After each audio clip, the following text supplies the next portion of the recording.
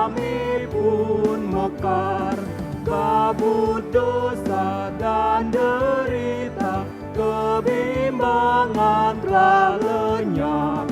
Sumber suka yang abadi, beri sinarmu menyerap. Kau memberi, kau mengampuni, kau limpahkan rahmat-Mu. Sumber air hidup riang, lautan kasih dan restu. Yang mau hidup dalam kasih, kau jadikan milik-Mu. Agar kami menyayangi, meneladan kasih-Mu. Di dalam nama Allah Bapa dan nama anaknya Tuhan Yesus Kristus dan nama Roh Kudus yang menciptakan langit dan bumi. Amin. Bersukacitalah bersama-sama Yerusalem dan bersorak-soraklah karenanya, hai semua orang yang mencintainya. Bergilanglah bersama-sama Dia segirang-girangnya, hai semua orang yang berkabung karenanya. Aku bersukacita ketika dikatakan orang kepadaku, mari kita pergi ke rumah Tuhan. Haleluya. Haleluya, haleluya, haleluya.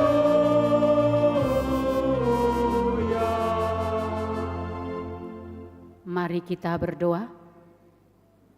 Ya Allah Bapa yang ada di surga, Allah yang Maha Pengasih, kami sampaikan puji syukur dan terima kasih kepadamu karena Engkau menyerahkan anak-Mu yang tunggal itu ke dalam kuasa dosa dan maut, supaya kami jangan binasa, tetapi beroleh kehidupan yang kekal. Tuhan Yesus Kristus telah menjadi kebenaran dan kekudusan kami. Karena itu, kasihanilah kami. Ampunilah kami karena korban yang kudus yang telah diserahkannya untuk keampunan dosa kami. Dengarlah doa kami karena Tuhan Yesus Kristus Tuhan kami. Amin. Kita bernyanyi.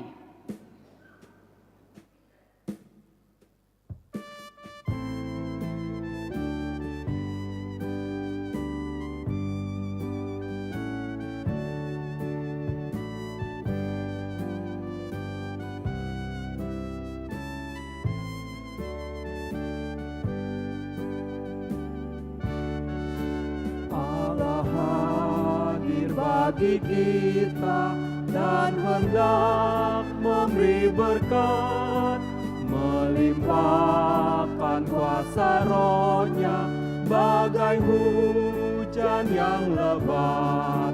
Dengan Roh Kudus ya Tuhan, umat-Mu berkatilah, baharui hati kami, oh curahkan kurnia. Kita dengarkan hukum Tuhan yang tertulis dalam hukum Taurat yang pertama sampai dengan hukum Taurat yang keempat. Hukum Taurat yang pertama, Akulah Tuhan Allahmu, jangan ada padamu Allah lain di hadapanku.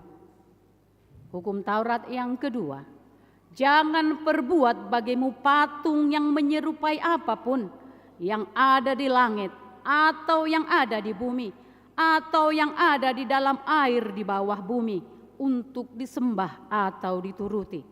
Hukum Taurat yang ketiga, jangan menyebut nama Tuhan Allahmu dengan sembarangan, sebab Tuhan akan menghukum orang yang menyia-nyiakan namanya. Hukum Taurat yang keempat, ingat dan kuduskanlah hari Sabat, 6 hari lamanya engkau akan bekerja dan melakukan segala pekerjaanmu. Tetapi hari ketujuh adalah hari Sabat Tuhan Allahmu. Maka jangan melakukan sesuatu pekerjaan, engkau atau anakmu laki-laki, atau anakmu perempuan, atau hambamu laki-laki, atau hambamu perempuan, atau hewanmu, atau orang asing yang berada di tempat kediamanmu. Sebab pada 6 hari lamanya Tuhan menjadikan langit dan bumi, laut dan segala isinya, dan Ia berhenti pada hari yang ketujuh. Itulah sebabnya Tuhan memberkati hari Sabat dan menguduskannya. Demikian hukum Tuhan, marilah kita bersama-sama memohon kekuatan untuk melakukannya. Ya Tuhan Allah, kuatkanlah kami untuk melakukan yang sesuai dengan hukum-Mu. Amin. Kita bernyanyi.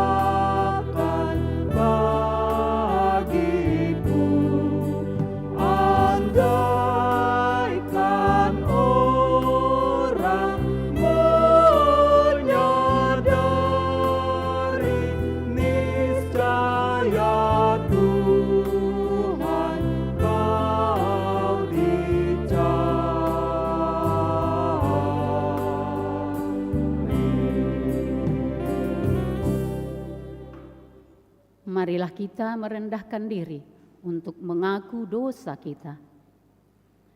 Ya Tuhan Allah Bapa kami yang Maha Kuasa, Engkau mengasihi kami orang yang hina dan tercela ini. Kami datang ke hadapan-Mu, mengaku segala dosa dan kesalahan kami. Sejak dilahirkan, kami sudah bergelimang di dalam dosa. Kami tersesat dan menyimpang dari jalan Tuhan. Kami sering melanggar hukum-Mu. Ya Tuhan kami, janganlah mengingat dosa dan pelanggaran kami pada masa muda, tetapi ingatlah kepada kami sesuai dengan kasih setia-Mu oleh karena kemurahan-Mu. Ya Tuhan, lapangkanlah hati-Mu terhadap kami orang berdosa ini. Amin.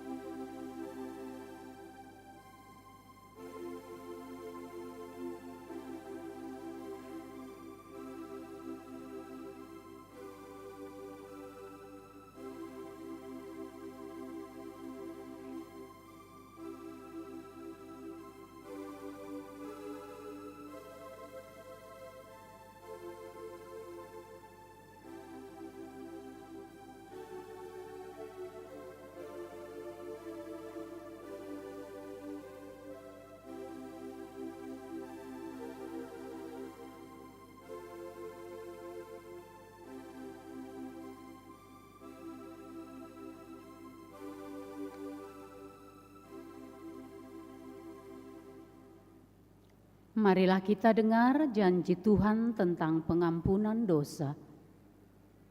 Namun jika seorang berbuat dosa, kita mempunyai seorang pengantara pada Bapa, yaitu Yesus Kristus yang adil, dan Ia adalah pendamaian untuk segala dosa kita, dan bukan untuk dosa kita saja, tetapi juga untuk dosa seluruh dunia. Kemuliaan bagi Allah di tempat yang maha tinggi. Amin. Kita bernyanyi.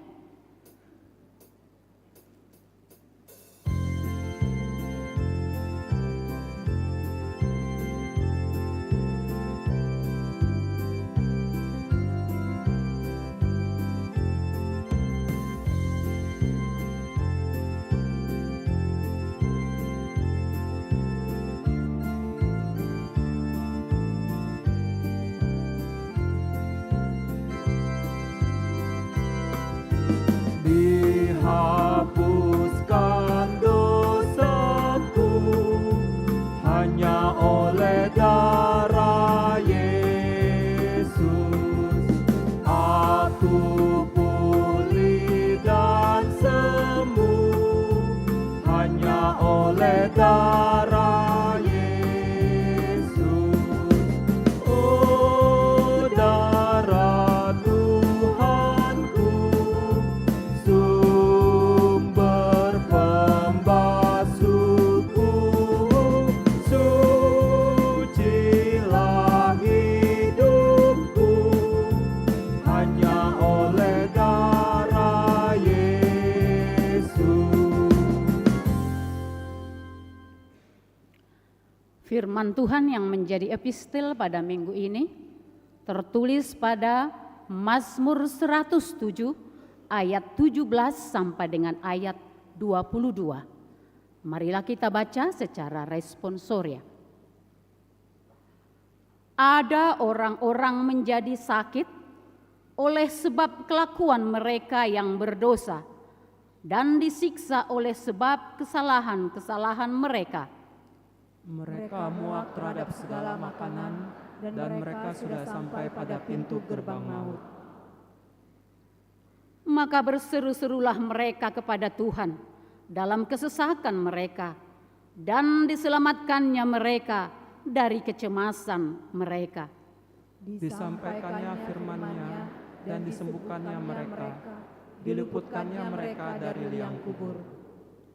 Biarlah mereka bersyukur kepada Tuhan karena kasih setia-Nya, karena perbuatan-perbuatannya yang ajaib terhadap anak-anak manusia.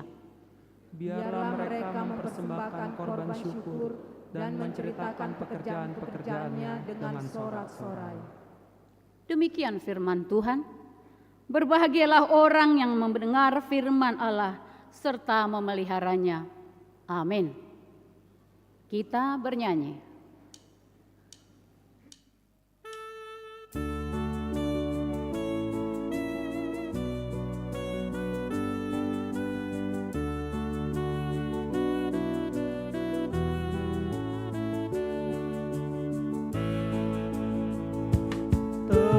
Tenanglah kini hatiku, Tuhan memimpin langkahku di tiap saat dan kerja. Tetap ku rasa tangannya. Tuhanlah yang membimbingku, tanganku dipegang teguh. Hatiku berserah penuh, tanganku dipegang teguh. Di malam yang gelap benar, di taman indah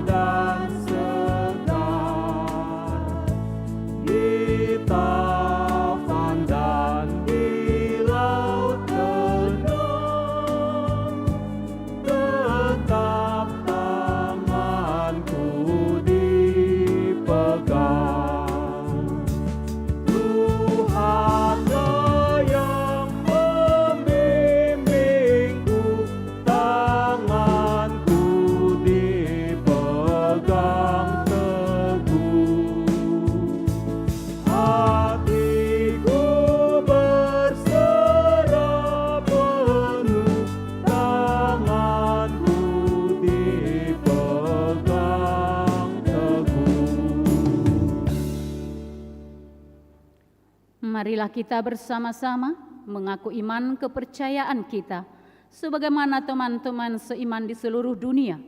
Kita bersama-sama mengucapkannya.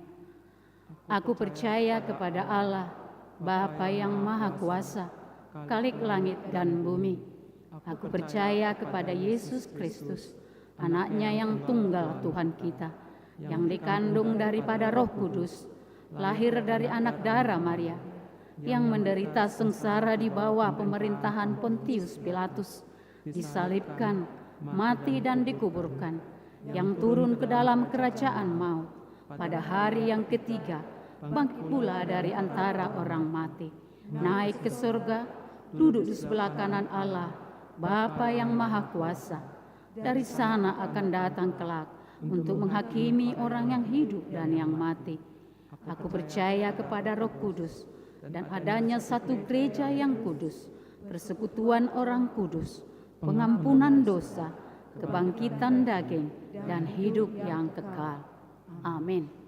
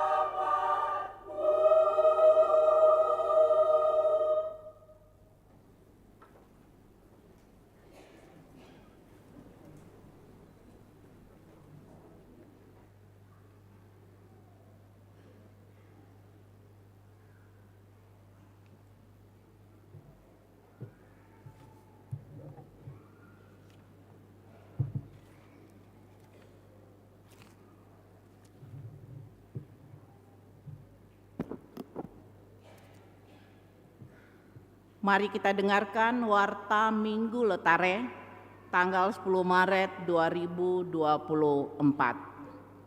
Selamat datang dan selamat beribadah bagi Bapak, Ibu, Saudara-saudari yang pertama sekali beribadah di HKBP Pekanbaru. Immanuel, Tuhan beserta kita. A. Warta Umum. 1. Anak lahir.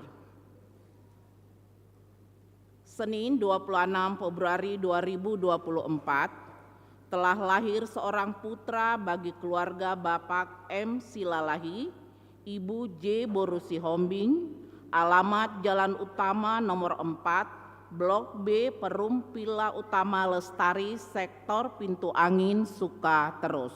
Anak yang baru lahir beserta orang tua dalam keadaan sehat. 2. Jemaat bertambah.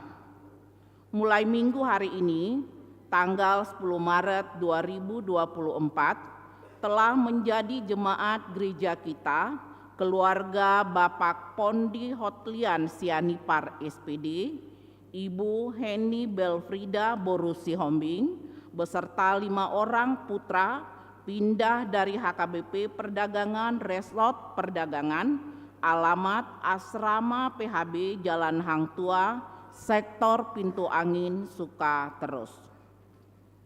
3. Dana pembelian mobil Huria. Minggu hari ini tanggal 10 Maret 2024, kita akan mengumpulkan persembahan sokongan pembelian mobil Huria melalui amplop khusus. Diantarkan ke depan mimbar setelah khotbah bersamaan dengan persembahan kedua.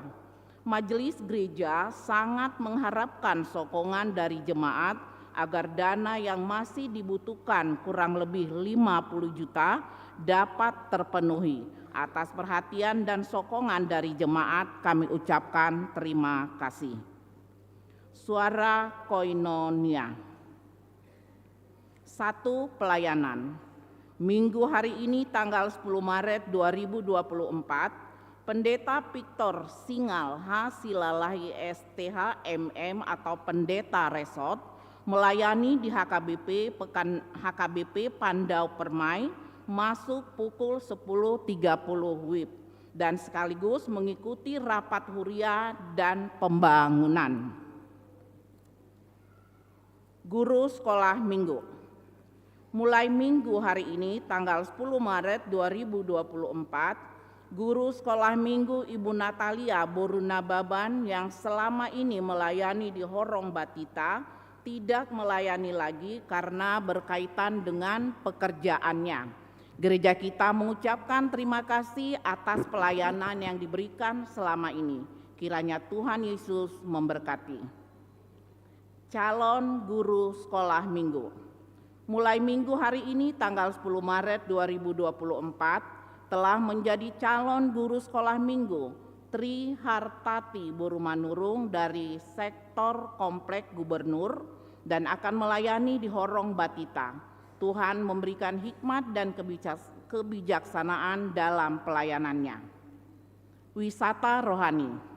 Jumat Senin tanggal 8 sampai 11 Maret 2024, Kor Ama Tiberias melaksanakan wisata rohani dan kunjungan gerejawi ke HKBP Habeahan Resort Parulian Lintong Nihuta, Distrik 16 Humbang Habinsaran yang dipimpin oleh Sintua H. Marbun Esos, Sintua Insinyur B. Hutahayan. Kita doakan selamat dalam perjalanan pergi maupun pulang ke Pekanbaru. Seksi lansia. Selasa tanggal 12 Maret 2024, senam osteoporosis dimulai pukul 7 WIB di halaman depan gereja dengan memakai baju olahraga warna orange. Pelayanan ulang tahun Korina Parari Kamis ke-70 tahun. Kamis 14 Maret 2024 akan diadakan perayaan ulang tahun Korina Parari Kamis yang ke-70 tahun bertempat di Sopomini masuk pukul 14 WIB. Pembukaan PA Remaja dan Naposobulung Seresot HKBP Pekanbaru. PA Remaja dan Naposobulung Seresot HKBP Pekanbaru akan diadakan pada hari Sabtu 16 Maret 2024 pukul 19 WIB, tempat HKBP Pekanbaru. Tema, sampai saat ini Tuhan menolong dan menjaga kita, diambil dari Kitab Mazmur 121 ayat 1 sampai 5. KOR Remaja Naposobulung HKBP Pekanbaru. Ibadah gabungan dan hari doa sedunia seksi perempuan HKBP Pekanbaru. Ibadah gabungan akan dilaksanakan pada hari Senin tanggal 18 Maret 2024. Yang menjadi tuan rumah yaitu dari sektor Labu Baru Timur dan sekaligus perayaan Hari Doa Sedunia yang dibawakan negara Palestina. Dan yang membawa lagu pujian di dalam ibadah itu yaitu sektor Labu Baru Timur, sektor Bambu Kuning Tenayan, KOR Ina Maria, bertempat di gereja masuk pukul 10.15 WIB. Dress code seperti pakaian wanita negara Palestina. Dihimbau semua perempuan Huria untuk mengikutinya. Suara Diakonia, ulang tahun. Majelis HKBP Pekanbaru mengucapkan selamat ulang tahun kepada warga jemaat yang berulang tahun kelahiran dan pernikahan dari tanggal 10 Maret sampai 16 Maret 2024. Baca dan renungkan firman Tuhan dari Mazmur 90 ayat 1. Doa Musa, abdi Allah. Tuhan, Engkaulah tempat perteduhan kami turun-temurun. Jemaat yang sakit. Kita doakan jemaat yang dalam pemulihan atau sakit menahun. Kiranya Tuhan memberikan kesembuhan, kekuatan, dan kesabaran. Mengenai warta keuangan dan warta lainnya dapat kita baca secara lengkap pada warta jemaat yang ada pada kita ataupun pada website. Demikian warta kita minggu ini. Tuhan Yesus memberkati. Apabila jemaat memerlukan informasi pelayanan di HKBP Pekanbaru, dapat menghubungi call center berikut nomor yang tertera. Demikian warta jemaat kita. Tuhan memberkati. Horas.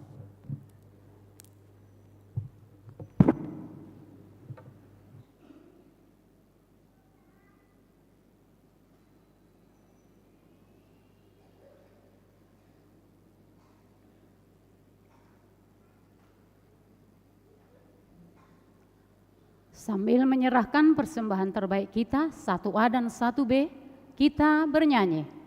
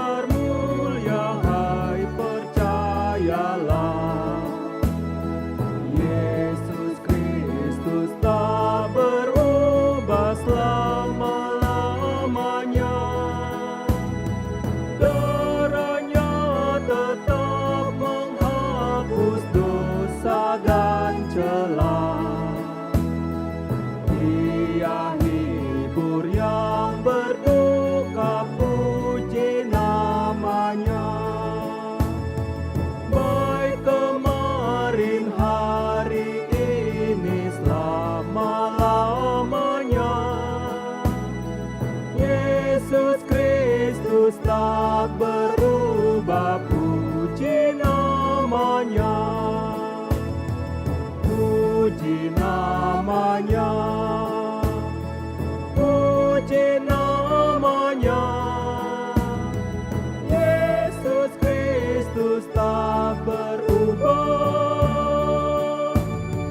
puji namanya. Ia cari yang berdosa, cari di kau pun. Datanglah, rendahkan hati, serahkan dirimu.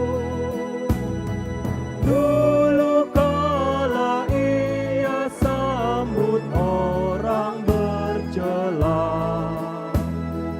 kini di kau pun disambut, diampuninya. Baik kemarin, hari ini, selama-lamanya. Yesus Kristus tak berubah, puji namanya. Puji namanya. Puji namanya. Yesus Kristus tak berubah, puji namanya.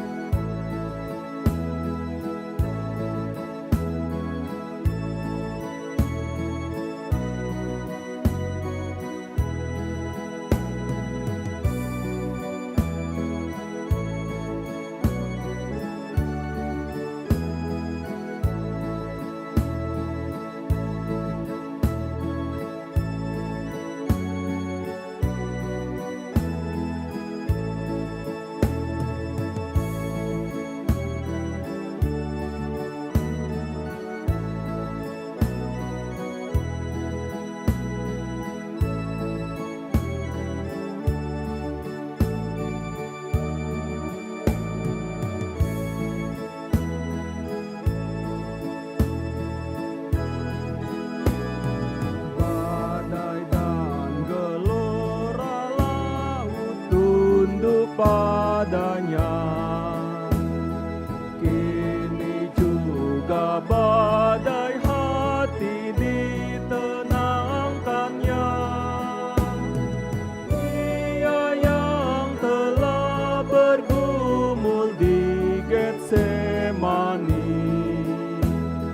mendampingi kita dalam saat yang pedih. Baik kemarin, hari ini, selama-lamanya. Yesus Kristus tak berubah, puji namanya. Puji namanya. Puji namanya. Yesus Kristus tak berubah, puji namanya. Yesus yang telah ampuni Petrus yang sesat, dan menghapus kebimbangan Thomas yang bersyar, dan selalu mengasihi murid-muridnya. Ia mau bernyambut dikau dalam kasih-Nya. Baik kemarin, hari ini, selama-lamanya. Yesus Kristus tak berubah, puji namanya. Puji namanya. Puji namanya. Yesus Kristus tak berubah, puji namanya.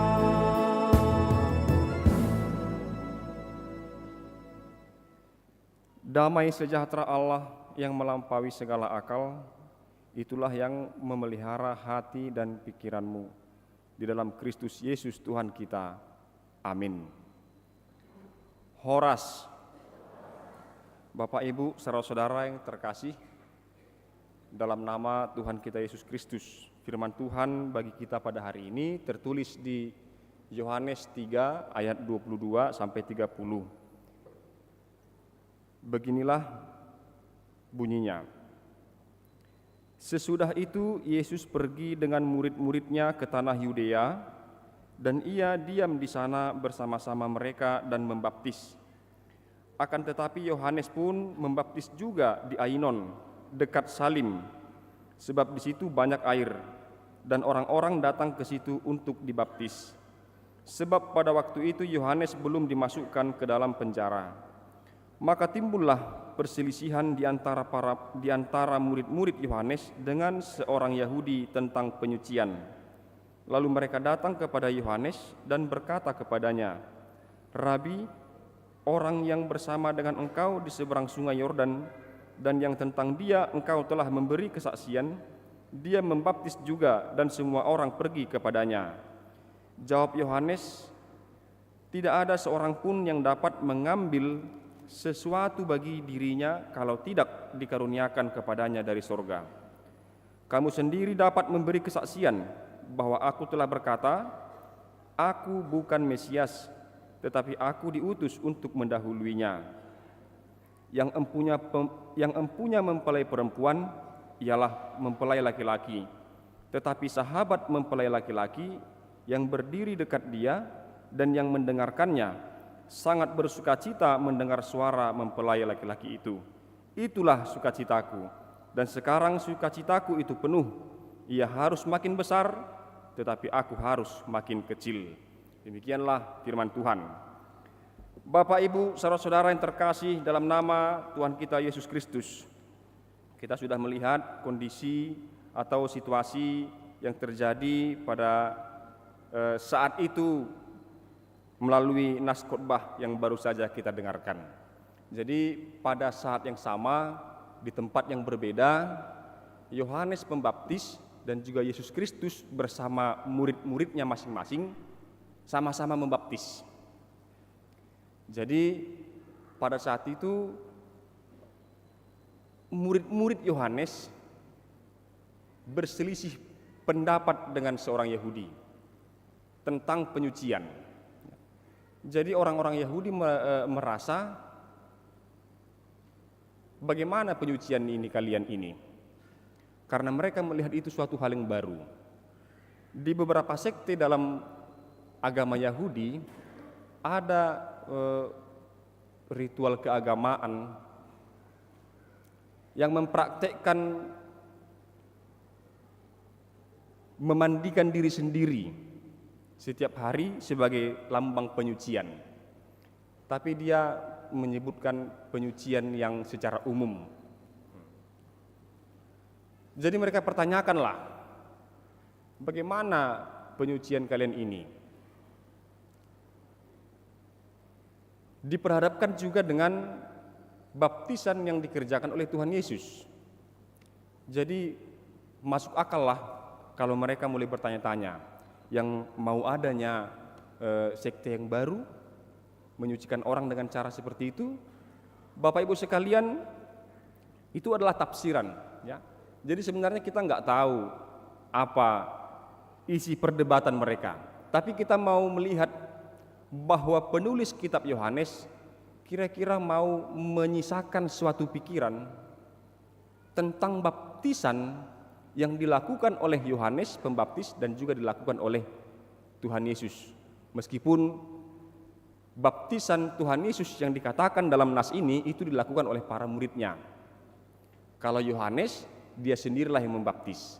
Kalau Tuhan Yesus, murid-muridnya yang membaptis. Itu bisa kita baca di Yohanes 4 ayat 2. Ya. Ketika Tuhan Yesus mengetahui bahwa orang-orang Farisi telah mendengar bahwa ia memperoleh dan membaptis murid lebih banyak daripada Yohanes, ada tanda strip, sebuah catatan, meskipun Yesus sendiri tidak membaptis, melainkan murid-muridnya. Nah, kita mau diantarkan kepada pemahaman baptisan yang benar. penulis kitab Yohanes mau menyisakan supaya kita memikirkan dan mencari tahu baptisan apa ini. Bapak Ibu sekalian, baptisan yang dikerjakan oleh Yohanes, dia sendiri menyebutkan itu mengarahkan orang kepada pertobatan. Jadi biasa kita sebut sebagai baptisan pertobatan. Tertulis di Matius 3 ayat 11. Boleh juga kita pandang baptisan yang dilakukan oleh Tuhan Yesus meskipun dilaksanakan oleh para muridnya, itu juga adalah baptisan pertobatan. Sebab baptisan keselamatan hanya diberikan ketika Tuhan Yesus sudah mati dan bangkit dan kembali ke surga. Ketika dengan perintah agungnya, amanat agungnya, dia mengatakan baptislah semua orang. Mulai dari situlah orang-orang dibaptiskan dan menerima keselamatan. Di Roma 6 ayat 3 dikatakan di sana tentang baptisan itu. Dibicarakan tentang baptisan itu adalah ketika seseorang dibaptiskan, maka dia sama seperti Tuhan Yesus yang mati dan dibangkitkan. Nah, jadi hubungannya adalah baptisan yang dikerjakan sebelum Tuhan Yesus naik ke surga adalah baptisan pertobatan. Jadi penulis kitab Yohanes mau memberikan kita sedikit pengertian supaya jangan nanti, loh Yesus kok dibaptis? Loh Yesus kok membaptis? Selama Tuhan Yesus belum mati dan bangkit dari kematian, maka baptisan yang dia terima adalah baptisan yang sama seperti orang lain, baptisan pertobatan yang berlaku untuk semua manusia. Kita tahu Yesus Kristus adalah manusia juga, sering kita sebut 100% manusia, 100% Allah. Jadi dia juga menerima baptisan pertobatan tersebut. Maka selagi kita ini, amang inang, Bapak Ibu sekalian, masih manusia, maka kita masih membutuhkan pertobatan. Tidak ada kita yang berhenti bertobat. Bertobatlah setiap hari. Mari kita bersama-sama terus bertobat, memperbaiki diri, melakukan yang terbaik dalam hidup kita. Itulah yang pertama, bahwa penulis kitab Yohanes mau memberikan pengertian yang lebih bagi kita tentang baptisan ini. Tetapi kita mau melihat dulu dari sudut pandang jawaban Yohanes kepada murid-muridnya. Jadi dari sini juga kita bisa melihat bahwa Yohanes merasa murid-muridnya ini mungkin sedang merasa terganggu dengan baptisan yang dilakukan oleh Tuhan Yesus dan para muridnya. Mungkin mereka merasa, popularitas guru kami ini menunjuk kepada Yohanes Pembaptis akan turun karena lebih banyak orang datang ke Tuhan Yesus untuk dibaptiskan. Mereka gelisah. Maka Yohanes menjawab,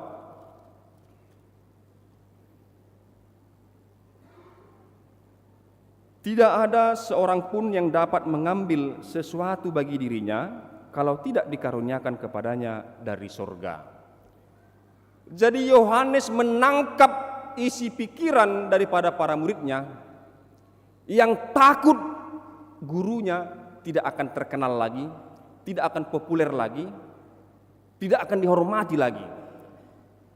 Lalu jawabannya, tak ada seorang pun yang bisa mengambil bagi dirinya sendiri kalau itu tidak dianugerahkan oleh Bapa dari surga. Sungguh sangat luar biasa Yohanes menempatkan dirinya di hadapan Allah.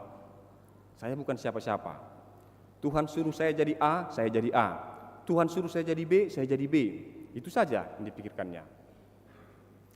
Dengan kata lain saya mau katakan begini Bapak Ibu Saudara-saudara sekalian. Apapun yang kita terima dengan jalan kejahatan, apapun yang kita miliki dengan jalan yang berlawanan, bertentangan dengan firman Tuhan, maka sebenarnya kita tidak benar-benar memilikinya. Kalau kita memiliki kehormatan dengan jalan memaksa orang menghormati kita, maka percayalah, kita tidak benar-benar memilikinya. Kau harus hormat kepadaku. Ketika mereka menghormati kita, kita tidak benar-benar memilikinya. Karena itu tidak dianugerahkan oleh Bapa dari surga. Atau kita putar cara pandang kita. kadang kita melihat orang-orang yang melakukan kejahatan, hidupnya lebih baik daripada kita. Ture-ture sudah ngulunai, aman-aman, marah sonangan. Bahkan umat Tuhan pernah tergoda untuk memuji orang-orang jahat karena hidup mereka baik-baik saja. Sementara hidup orang-orang baik ini penuh tantangan dan pergumulan. Anggon waing hal akan ajukati nama nahu parhatu wahami. Itu tertulis di Maleakhi 3 ayat 15. Saya bacakan bagi kita. Maleakhi 3 ayat 15. Oleh sebab itu kita ini menyebut berbahagia orang-orang yang gegabah, bukan saja mujur orang-orang yang berbuat fasik itu, tetapi dengan mencobai Allah pun mereka luput juga.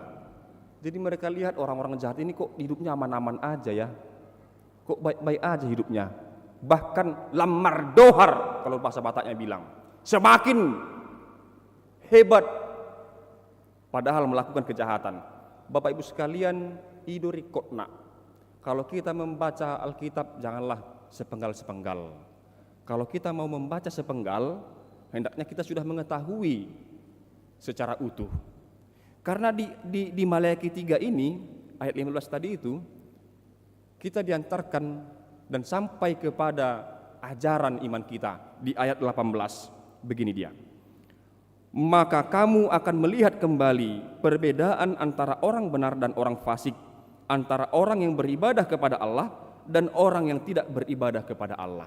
Meskipun kita melihat orang-orang jahat hidup penuh kesenangan dan penuh kebahagiaan, amanginang, jangan tergoda, nanti akan ada perbedaan dibuat Tuhan.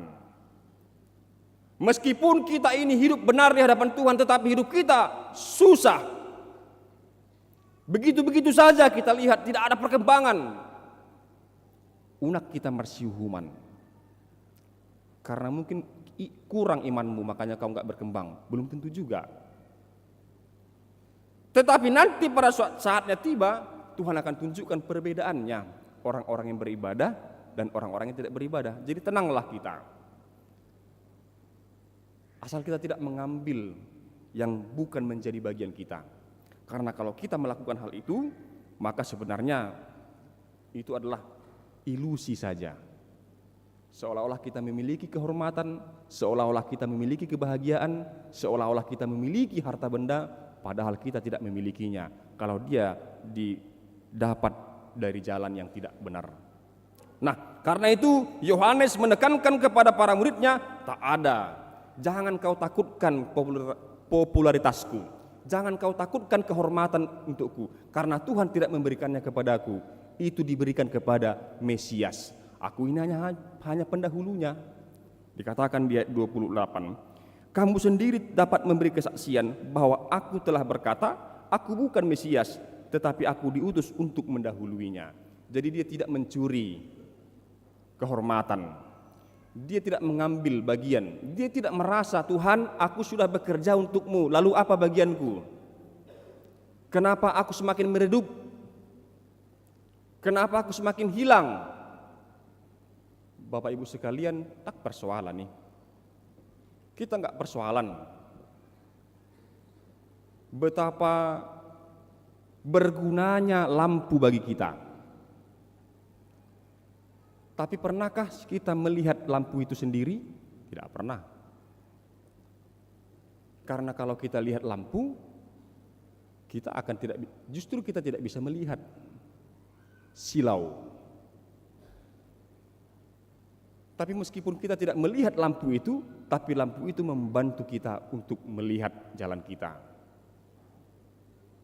Jadi kita tidak perlu muncul, tidak perlu kelihatan, tapi kita bekerja untuk Tuhan, tetap tersembunyi. Yohanes Pembaptis tidak mau mencuri kehormatan, biarlah aku tetap di sini. Aku hanya pendahulu kok, membuka jalan, ratakan jalan bergelombang, timbun tanah yang berlubang, itulah pekerjaanku. Kalau dia datang nanti, aku siap untuk mundur. Bahkan pernah dia katakan lagi, membuka tali kasutnya saja pun aku tidak layak. Bapak Ibu sekalian, integritas Yohanes Pembaptis luar biasa sekali. Kita jangan mau lari dari keadaan kita. Kita harus tetap di situ karena Tuhan menghargai orang yang menghormati pemberiannya. Nah, Bapak Ibu sekalian, kalau kita lihat di sana perumpamaan singkat itu jelas sekali, ya. Di ayat 29, jelas sekali dia menunjukkan karakternya Yohanes Pembaptis. Saya bacakan bagi kita. Yang empunya mempelai perempuan, ialah mempelai laki-laki. Tetapi sahabat mempelai laki-laki yang berdiri dekat dia dan yang mendengarkannya sangat bersukacita mendengar suara mempelai laki-laki itu. Itulah sukacitaku, dan sekarang sukacitaku itu pun penuh. Ada di aturan orang Yahudi, mulu dihita di mon padongani, ya, pendamping mempelai. Jadi pendamping mempelai laki-laki tidak boleh menikah dengan mempelai perempuan. Bahkan untuk mencari perhatiannya saja tidak boleh. Padongani ni pangoli dang boi curi-curi pandang atau mencuri perhatian atau menarik perhatian mempelai perempuan orowan. Maaf kalau nanti akan mengarah kepada hal yang seksualitas. Tidak boleh. Tugasnya hanya menemani mempelai laki-laki. Tentang mempelai perempuan itu milik mempelai laki-laki, bukan milik dia. Jadi dia tidak boleh dia curi-curi pandang atau cari perhatian atau sok-sok kasih perhatian kepada, itu bisa memancing hal-hal yang tidak diinginkan. Itu diatur di tengah-tengah orang Yahudi. Bisa kita bandingkan nanti di Hakim-Hakim 15 ayat 6 tentang si Simpson. Nah, jadi apa yang terjadi, apa yang Yohanes maksudkan dengan perumpamaan tersebut, bahwa dia ini tidak boleh mencuri perhatian jemaat sebagai mempelai perempuan daripada Yesus Kristus sebagai mempelai laki-laki. Yesus Kristus pangoli, huriai orowan. Jadi Yohanes Pembaptis hanyalah sahabat daripada mempelai laki-laki, yaitu Yesus. Dia tidak boleh mencuri perhatian jemaat. Dia tidak boleh harus menjadi lebih terkenal, tenar, populer daripada Tuhan Yesus sendiri. Masa doa mang do taminang, ada nggak kita ya pengkhotbah yang lebih terkenal daripada Tuhan Yesus sendiri? Saya pikir nggak pernah ada ya. Tapi 1-2 orang di tengah-tengah orang Kristen sangat mengidolakan seseorang, bahkan memujanya. Kelihatan dia lebih sayang kepada pengkhotbahnya daripada Tuhan Yesus. Ini tantangan bagi para pengkhotbah, bagi para pelayan Tuhan. Saya ini mau cari perhatian jemaatkah atau mau mengarahkan kita semua? Mari pandang Tuhan Yesus, tataplah dia ke sana, pandang, jangan lihat saya. Ini lihat Tuhan Yesus, lihat. Jadi itu juga amang dotaminang kenapa Yohanes memperbandingkan Tuhan Yesus dengan ular yang ada di Yohanes 3 ini. Jadi kalau kita lihat di ayat 14 dan 15 di pasal 3 ini, sama seperti Musa meninggikan ular di padang gurun, demikian juga anak manusia harus ditinggikan, supaya setiap orang yang percaya kepadanya beroleh hidup yang kekal. Itu di pasal 3 ayat 15, 14 dan 15. Jadi kita pasti ingat tentang ular tembaga di padang gurun yang dinaikkan, disuruh Tuhan, gantungkanlah ular itu. Siapapun yang melihat kepadanya akan sembuh dari bisa ular yang menggigitnya. Seperti itulah Tuhan Yesus. Pandanglah dia, jangan pandang saya. Itulah tugas saya. Tapi kalau menjadi saya yang lebih terkenal daripada Tuhan Yesus, maka saya sudah melanggar aturannya. Maka saya bukan lagi pendahulu, maka saya bukan lagi sahabat Tuhan Yesus, tetapi orang yang mau mencelakai Tuhan Yesus, pengkhianat kepada Tuhan.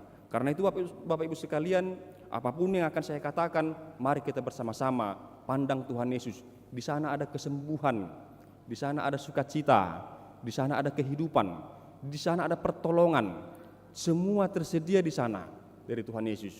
Tentu kita ingat khotbah di pertanyaan di Mazmur 107.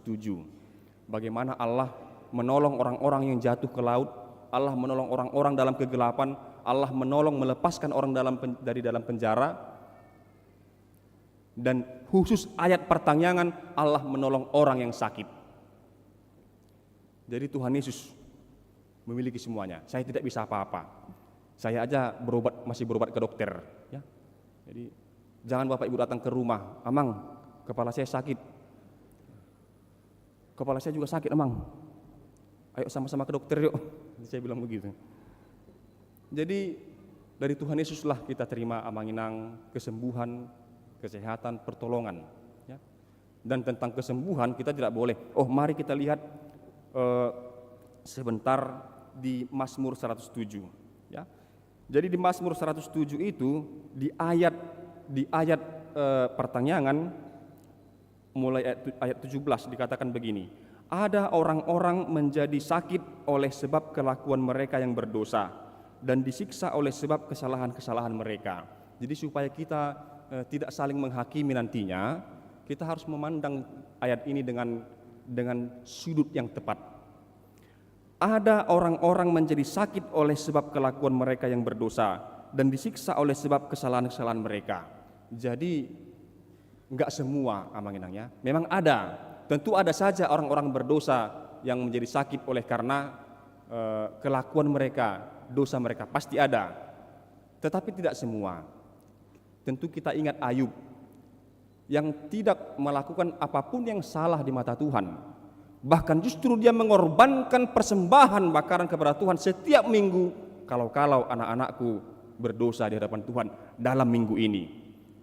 Dia orang benar, tetapi sakit penyakit datang ke badannya. Dia kehilangan semuanya. Dia bahkan dicobai oleh teman-temannya, bahkan juga diburai atau dikutuk oleh istrinya sendiri. Kutuklah Tuhan itu, kata istrinya. Bapak Ibu sekalian, Ayub tidak berdosa tapi juga sakit. Paulus juga demikian dalam hal kesembuhan.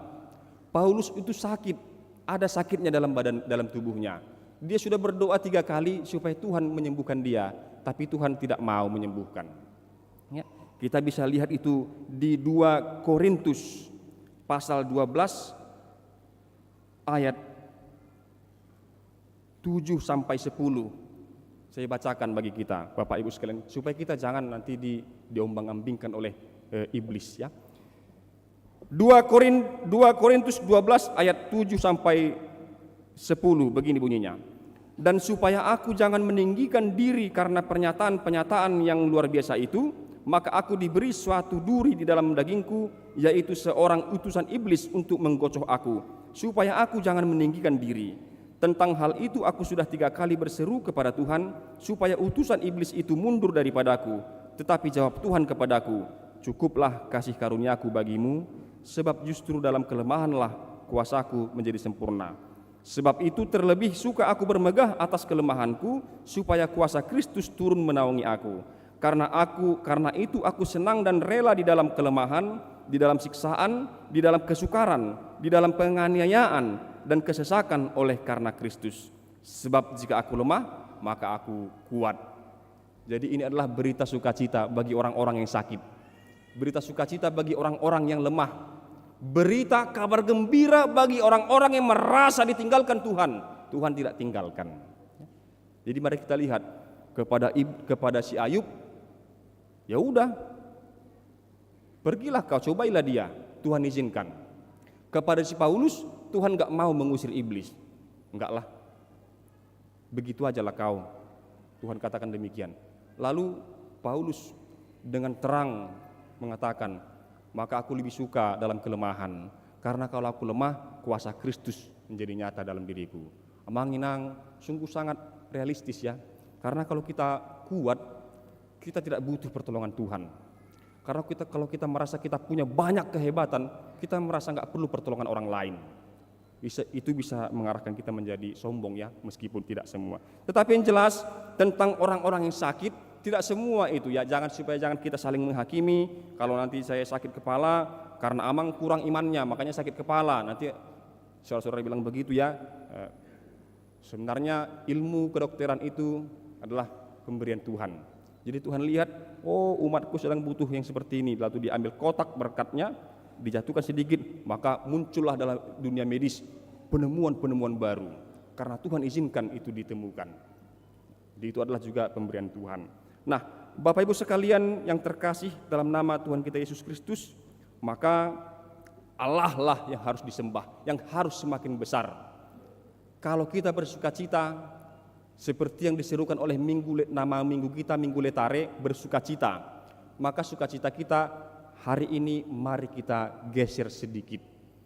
Sukacita kita janganlah lagi hanya kepada hal-hal yang kita terima, hal-hal baik yang kita terima. Janganlah di situ lagi kita berkutat tentang sukacita. Nanti kalau kita enggak terima kesehatan, enggak terima keuntungan dalam pekerjaan, nanti kita enggak sukacita. Mari kita geser sedikit. Sebagai orang yang rohani, seperti Yohanes, mari kita bersukacita. Penuhlah sukacita kita kalau nama Allah semakin dibesarkan dalam hidup kita. Enggak apa-apa kita semakin kecil, tapi nama Allah menjadi besar di dalam pelayanan-pelayanan kita dan juga dalam pujian-pujian kita kepada Tuhan. Amin, mari kita berdoa.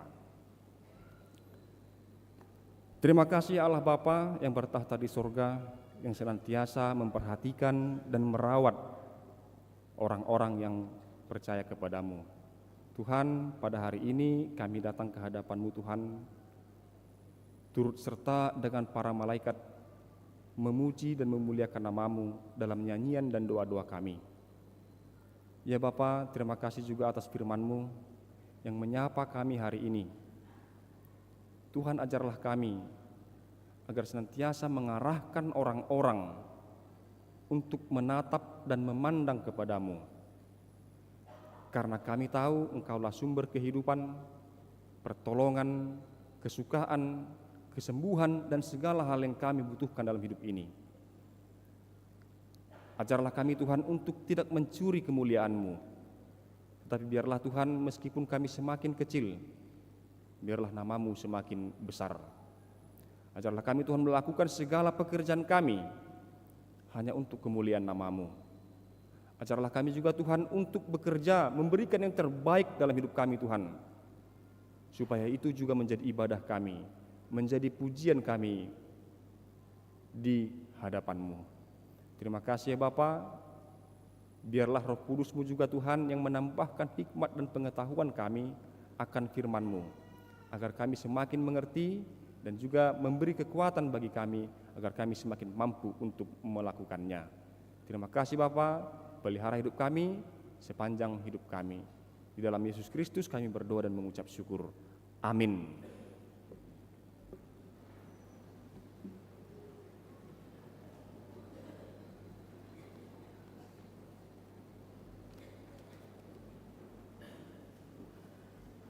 Sambil menyerahkan persembahan kita yang kedua dan persembahan khusus ke depan, kita bernyanyi.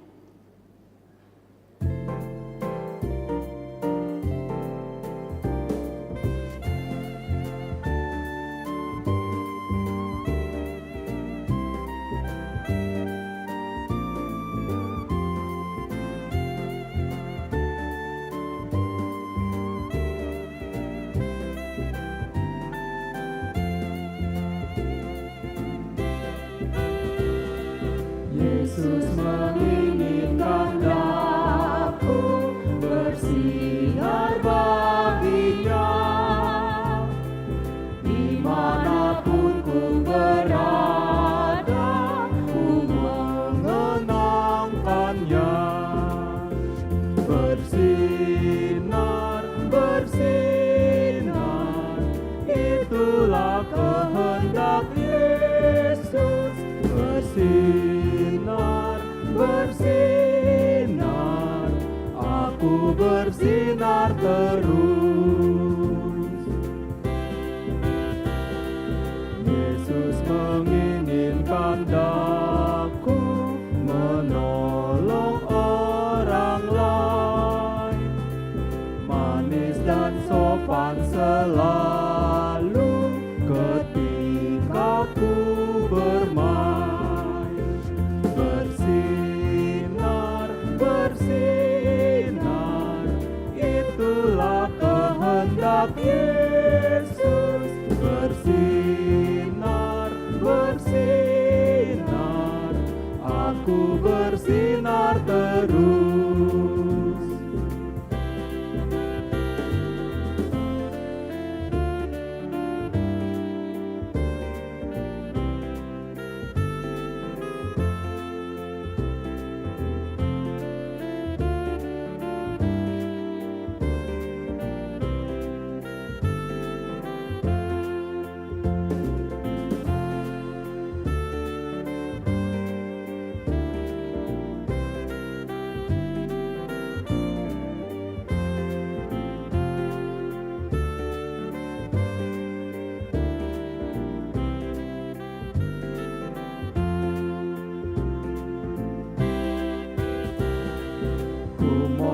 Yesus menolong, menjaga hatiku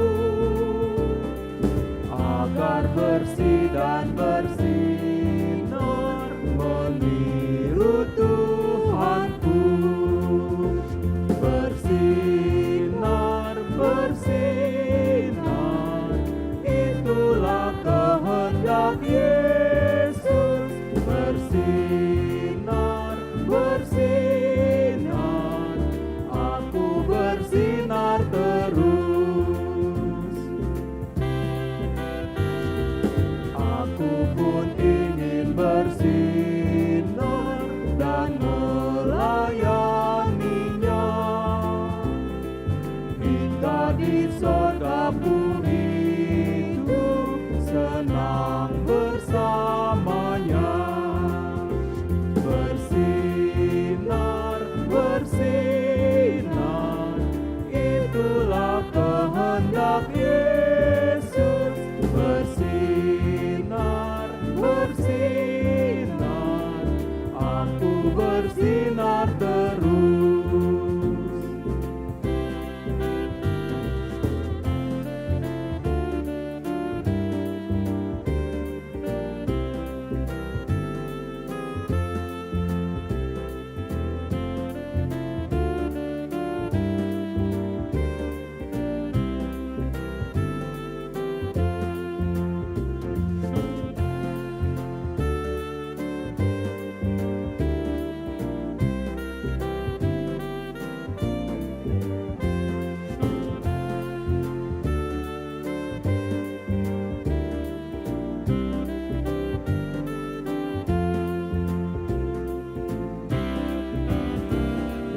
Yesus menginginkan aku bersinar baginya,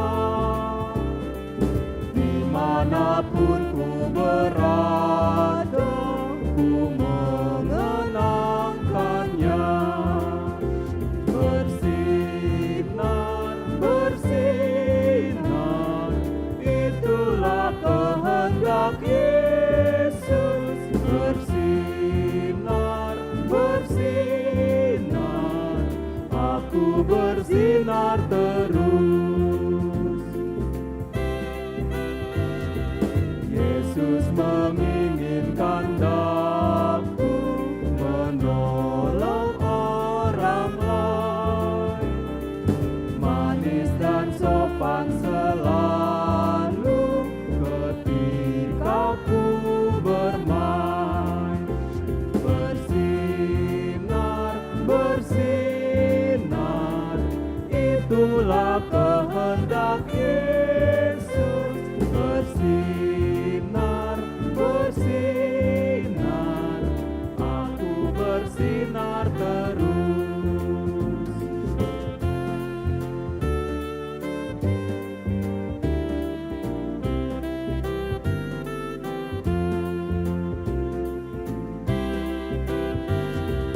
Ku mohon Yesus menolong, menjaga hatiku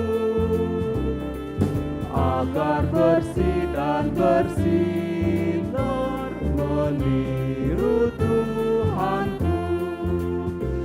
Bersinar, bersinar, itulah kehendak Yesus. Bersinar, bersinar, aku bersinar terus. Marilah kita berdoa untuk menyerahkan persembahan kita kepada Tuhan.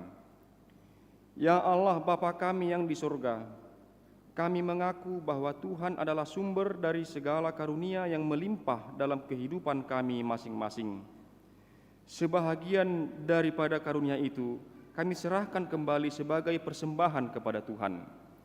Terimalah dan berkatilah persembahan umat-Mu ini, agar dapat kami pergunakan untuk pekerjaan dan pelayanan kerajaan Tuhan di dunia ini. Bukalah hati kami untuk mengenal betapa banyak berkat dan karunia yang kami peroleh dari Tuhan, supaya kami senantiasa bersyukur kepadamu di dalam nama Yesus Kristus Tuhan kami. Amin.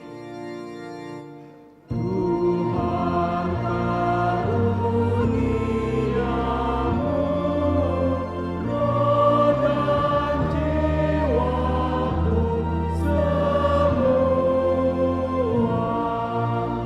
nyawa juga hidupku, harta milikku semua, ku serahkan padamu untuk selama-lamanya. Bapa kami yang di surga, dikuduskanlah namamu. Datanglah kerajaan-Mu. Jadilah kehendak-Mu di bumi seperti di surga. Berikanlah kami pada hari ini makanan kami yang secukupnya, dan ampunilah kami akan kesalahan kami, seperti kami juga telah mengampuni orang yang bersalah kepada kami. Dan janganlah membawa kami ke dalam pencobaan, tetapi lepaskanlah kami daripada yang jahat.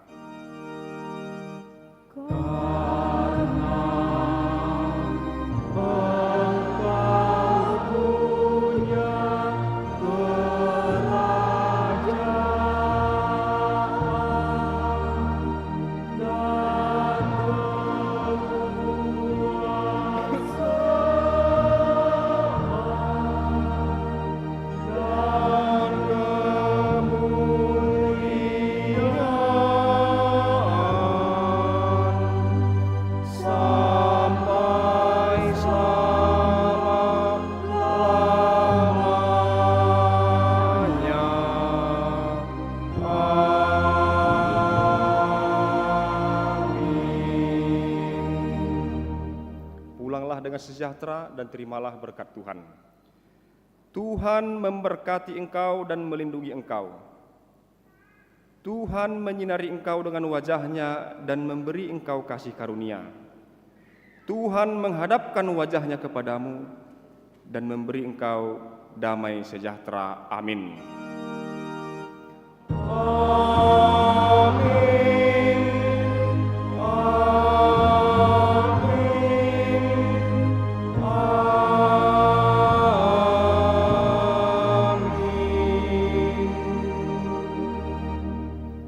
Shalom.